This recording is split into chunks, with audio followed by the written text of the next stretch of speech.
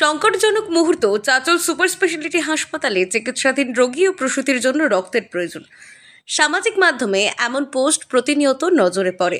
এবার হাসপাতালে রক্ত সংকট মেটাতে উদ্যোগী হলো চাঁচল 1 ব্লকের কলিগ্রাম গ্রাম পঞ্চায়েত। সোমবার পঞ্চায়েত ভবনে স্বেচ্ছায় রক্তদান শিবিরের আয়োজন করা হয়। উপস্থিত ছিলেন চাঁচলের বিধায়ক নেহার রঞ্জন ঘোষ। শিবিরে একাধিক পঞ্চায়েত সদস্য, এলাকার শিক্ষক থেকে শুরু করে একাধিক যুবক স্বেচ্ছায় রক্তদান করেন। দুপুর 1টা পর্যন্ত 18 জন রক্তদাতা জোটে শিবিরে।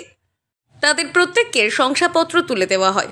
কলিগ্রাম গ্রাম পঞ্চায়েত প্রধান রেজাউল খান বলেন, ব্লক প্রশাসনের নির্দেশে শিবির করা হয়। প্রতিটি ক্লাব ও স্বেচ্ছাসেবী সংগঠন থেকে শুরু করে বিভিন্ন প্রতিষ্ঠান এগিয়ে আসলে রক্ত সংকট মিটবে। আগামীতে পঞ্চায়েত তরফে আরও শিবির করা হবে। রক্তদাতা কলিগ্রাম হাই স্কুলের শিক্ষক গৌতম দাস বলেন, আমি হাসপাতালের ব্লাড ব্যাংক ও বিভিন্ন এলাকায় আয়োজিত শিবিরে রক্ত দিয়ে থাকি। আমার রক্তে কারোর প্রাণ বাঁচবে, রক্ত দিলে ভালোই লাগে। চাঁচল সুপার স্পেশালিটি হাসপাতালে ব্লাড ব্যাংকের টেকনোলজিস্ট অরবিন্দ ঘরাই বলেন, 130 জন থ্যালাসেমিয়া রোগীকে ব্লাড ব্যাংক থেকে প্রতি মাসে রক্ত দেওয়া হয়। অনেক সময় সঞ্চিত থাকে না।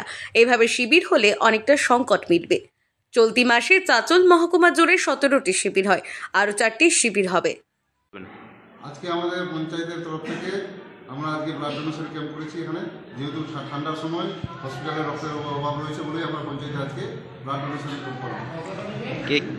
আজকে আমাদের এখানে আমাদের প্রত্যেক মেম্বারই আজকে মানে ব্লাড দিলেন এবং আমাদের যে এলাকার যে মাস্টার আছে এবং এখানে আমাদের যতগুলো মেম্বার আছে সবাই মোটামুটি দান করে এবং এলাকার মাস্টার এবং যারা মানুষের মানে সচেতন নাগরিক আছে তারাও ব্লাড ডোনেট করে মানে দেখাশোনার জন্য যেন ঠিক মতো হয়।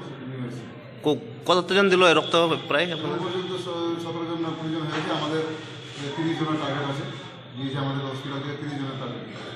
না এর আগে হয়েছে না, এই প্রথম আমাদের পঞ্চায়েতে ব্লাড ডোনেশন ক্যাম্প। মালদা থেকে দেবাশিস পালের রিপোর্ট, আনন্দ বার্তা।